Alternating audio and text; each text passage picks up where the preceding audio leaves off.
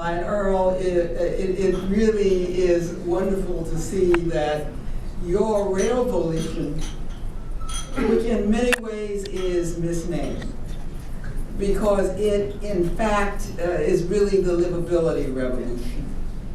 And nothing proves it more than what Tommy has done as a part of your movement, as the bag man here in the district, spreading the bag message throughout the country. And people will do it for different reasons. We have one of the great forgotten wonderful rivers here. But we could have done it because of the bags in the street, or the bags, period. And it has caught on, which does mean that people are ready for a revolution. But the leader of this revolution for us all is the man who has just spoken. And the real indicator of a revolutionary is that he does not leave the revolution until the task is done. He does not give the counter-revolutionaries the room to come in. And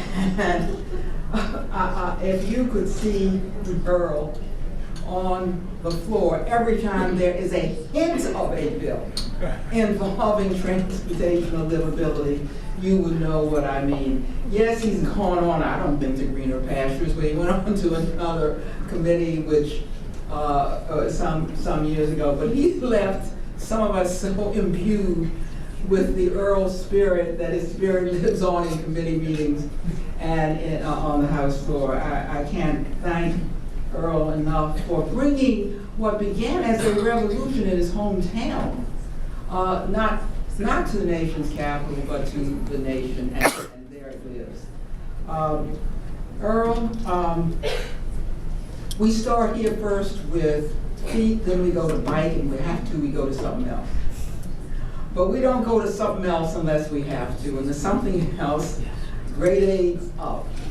And yes, I'm proud of Tommy and his colleagues. I'm proud of the city for how they work their way from feet and bike, if you have to go there, to forms of transportation which are more acceptable than the car. I remain a member of the Committee on Transportation and Infrastructure for a lot of reasons. I just came from a Water Resources Committee meeting and finding out about the 10-year plan to clean up the Anacostia, as the Corps of Engineers testified before me.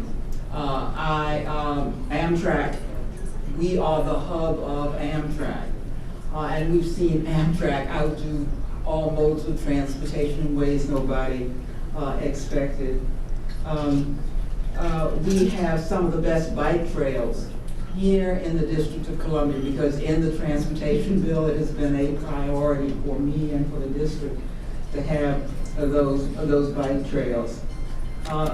Just last week, Earl, wasn't it by the skin of our teeth that we extended the surface transportation bill on the very day that Congress itself would have had to close down. March 4th was also the last day to extend the surface transportation bill for another year, or everything that is going on in your districts would have closed down on surface transportation. And that is what we're up against here. We are truly up against the counter-revolutionaries. As far as we have come, all you have to do is look at the congressional resolution that we're now fighting and the 2012 bill that they have their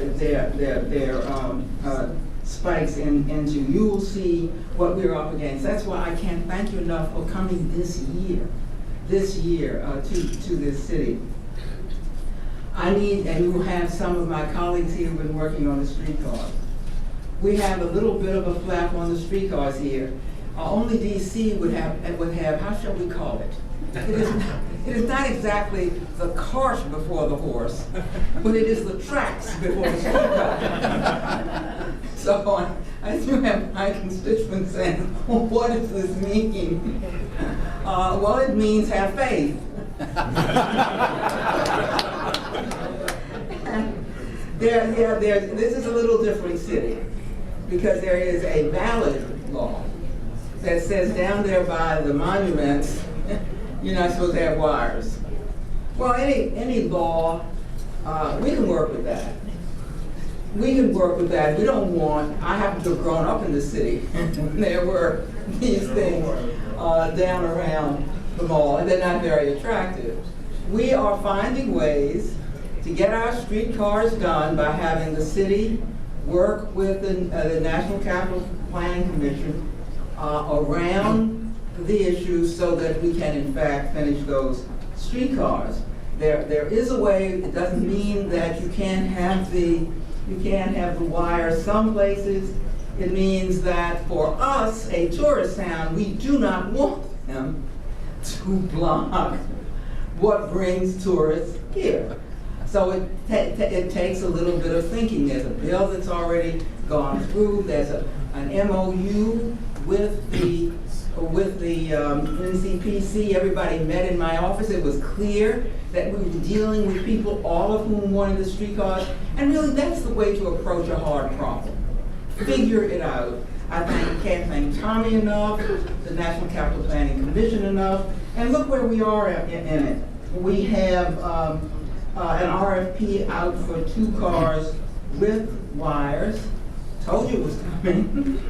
And we have an RFP, and that one I think is going to come in pretty soon. And we have an RFP out for a wireless or hybrid streetcars. And my own sense is that with the state of the technology, with more and more jurisdictions like ours, knowing and understanding that streetcars are not the wave of the future, but the wave of now. The technology knows what to do. It goes where the money is and where the people are. So pretty soon, the whole wireless controversy is going to be a old, early 21st century matter, and we're all going to be into a wire is going to be early 21st century, and we're all going to be into wireless. Until then, we're going to have a way to do both and to get the job done. So yeah, we boast about our city, but the best way to boast about it is to bring people who are making the revolution in their own districts here, because that in itself is a great compliment to the District of Columbia. Thank you for bringing Rail-volution here.